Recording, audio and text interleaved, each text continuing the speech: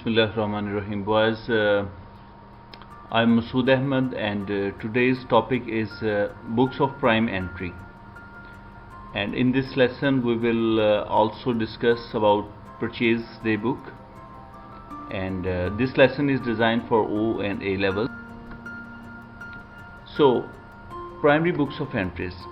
Basically, primary books of entries are the books initially bookkeeper record the transaction in the primary books, and for each type of transaction, each class of transactions, a specific book is used. For example, when business purchase some inventory or stock on credit, bookkeeper will record in purchase day book. And in case the purchases are returned by the business, bookkeeper will use purchase return day book. And in the same way, when business sells some goods on credit to credit customer or debtor, the bookkeeper writes these transactions in sale day book. And when customer return goods back to the business, the bookkeeper write in sales return day book.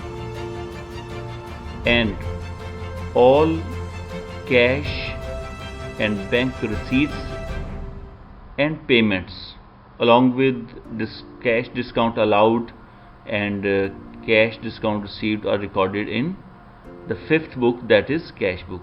And boys, cash book is a special type of primary book which is book as well as ledger. So it is a unique book which is at the same time primary book as well as the ledger. So rest of all the books are not the part of double entry system, but the cash book is a part of double entry system. Whenever we call something ledger mean double part of double entry system. Last, that is but not the least, is your journal, or simply we can say journal, is a special type of primary book.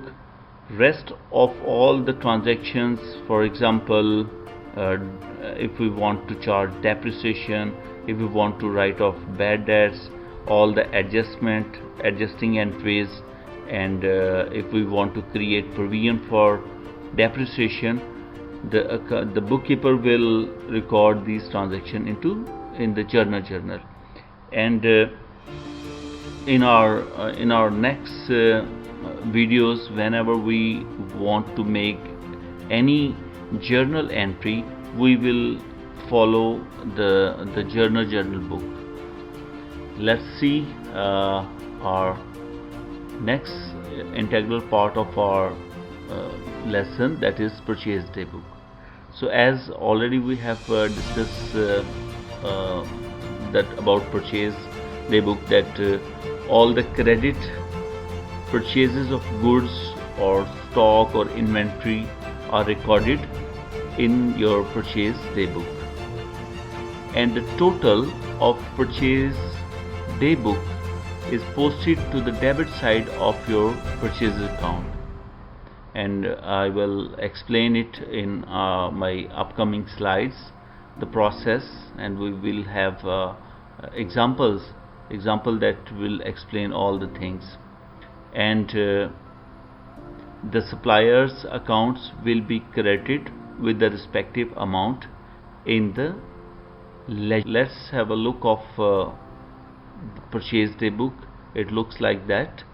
It has date column, description, invoice, that is purchase invoice, ledger folio, and at the end section for or column for amount. And at the end of this page, the total is written over there. So all the credit purchases, the amount goes to the final column, that is amount column, and the total of your the purchase day book will be posted from the amount column to the debit side of the purchase account, and each and every individual supplier's transaction are posted into its individual accounts. So let's have an example to explain the concept.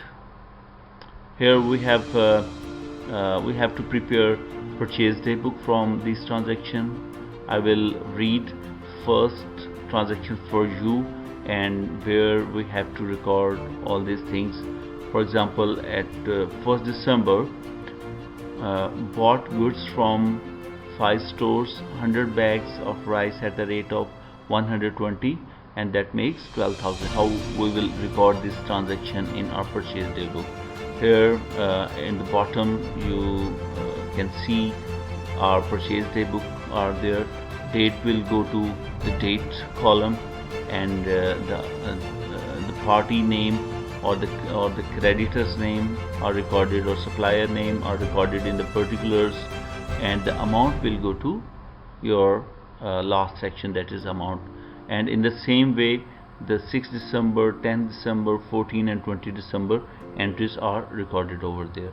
And when you add up all the amounts, your total amount will be 24,500, which is written in the bottom of your table.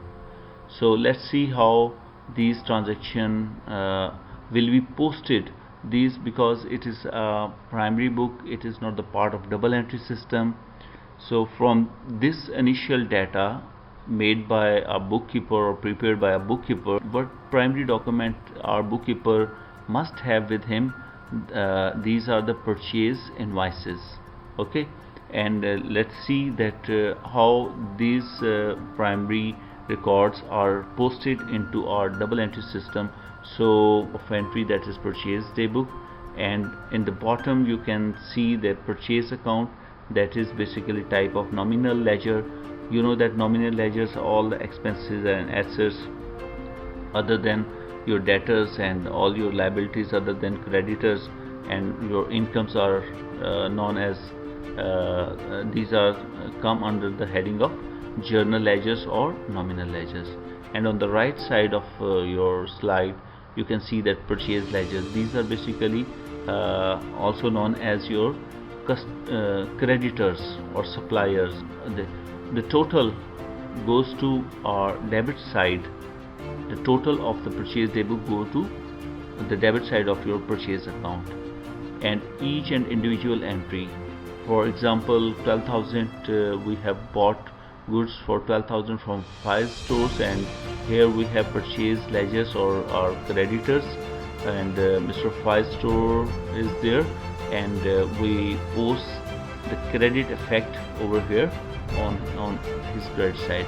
And next transaction is of 6,000. We have bought some sugar from AD Mills, and we have made purchase ledgers here, AD account over here, AD Mills, and we will post this 6,000 on credit side. And same goes for 2,015 and 3,000. All entries go to credit side. So our debit side is equal to our credit side.